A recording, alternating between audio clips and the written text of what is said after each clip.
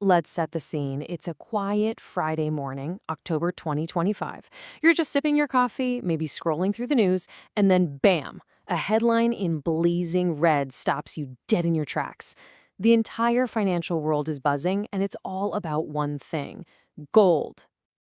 Seemingly overnight, the price of gold has absolutely exploded.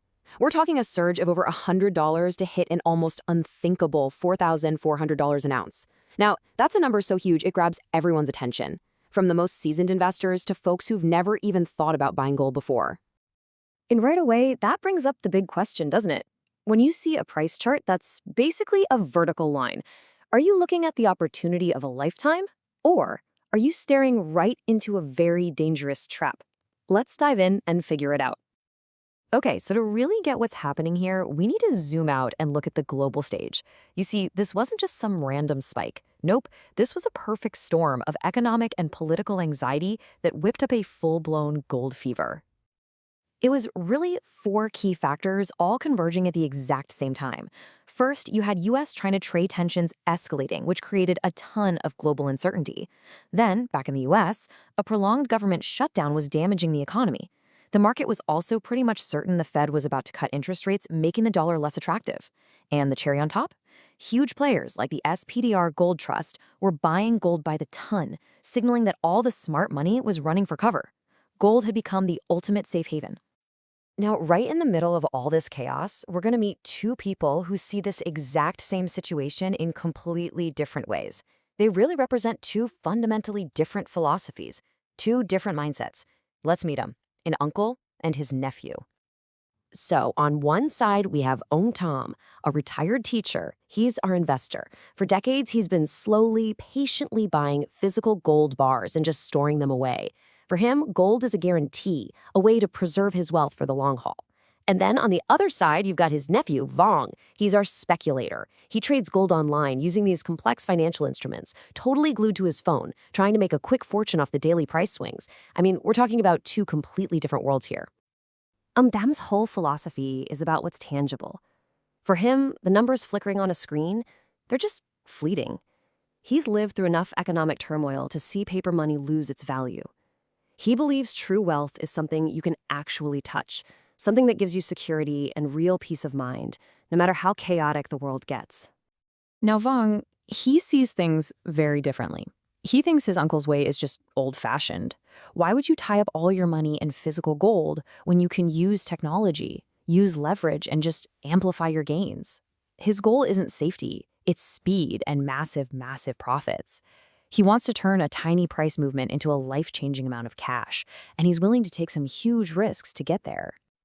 And this is where our story takes a really dramatic turn. Vong is flying high from a huge win he had the night before, and he decides, you know what? The time for caution is over. It's time to make the single biggest trade of his entire life. But before we see what happens, we have to understand the tool he's using: leverage. Basically, it lets you control a huge position with just a small amount of your own money. If the price moves your way, your profits are magnified. It's amazing. But here's the catch, and it is a big one. If the price moves against you, your losses are magnified by the exact same amount. It is a razor-sharp, double-edged sword. So, with the market just soaring and his confidence through the roof, Vong looks at his uncle and declares, "I'm going all in." He takes all of his starting money, plus all the profits he just made, and he puts every last cent on one massive bet that the price of gold is just going to keep skyrocketing. In his mind, there is no way he can possibly lose. And this, my friends, is where that beautiful dream curdles into an absolute nightmare. The very same market that made Vang feel like a genius is about to teach him a very, very brutal lesson. Let's just watch this unfold minute by minute. For one glorious minute, the price hits a new high, and Vong is on top of the world. Then it suddenly reverses. A minute later, it's down over 20 bucks. 2 minutes after that, it's in a total free fall, just crashing through key price levels. And in just 5 minutes, the price collapses by almost $100. For a position with high leverage, that is absolutely catastrophic. Then comes the notification that every single leverage trader dreads. Margin call. It's that automated message from the broker that basically says, hey, your losses are so huge that your initial deposit is almost gone. You need to send us more money right now or we're closing you out. And it's money he just doesn't have. And before he can even really process what's happening, the final blow lands. Account liquidated. The broker has forcibly closed his trade to stop the bleeding. And all of it, his initial money, those big overnight winnings, it's just gone. The account balance reads 0. So what caused this violent crash? What catastrophe struck? Well, that's the thing. It wasn't a catastrophe at all. It was a single piece of unexpected good news. A rumor, just a whisper of progress in those trade talks, was all it took for investors to dump the safe haven gold and pile right back into riskier assets. The very fear that drove the price up just evaporated in an instant. Wang's story is painful, no doubt about it. But wow, is it packed with lessons that are honestly more valuable than any gold he lost. So let's pull apart what happened and find the practical wisdom we can all take away from this. Let's break down these key lessons. First, the difference between the uncle's physical gold and the nephew's online account. That teaches us the huge difference between investing for safety and speculating with risk. Wang's use of massive leverage, well, that's a stark reminder that it's a tool that multiplies your losses just as fast as your gains. His emotional all-in decision is a classic textbook warning against FOMO, that fear of missing out. And finally, that sudden market reversal proves one thing above all else.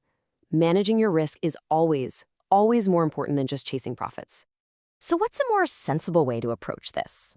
First off, you gotta define your role. Are you an investor like Thumb or a speculator like Fang? There's no right or wrong answer, but you have to be honest with yourself.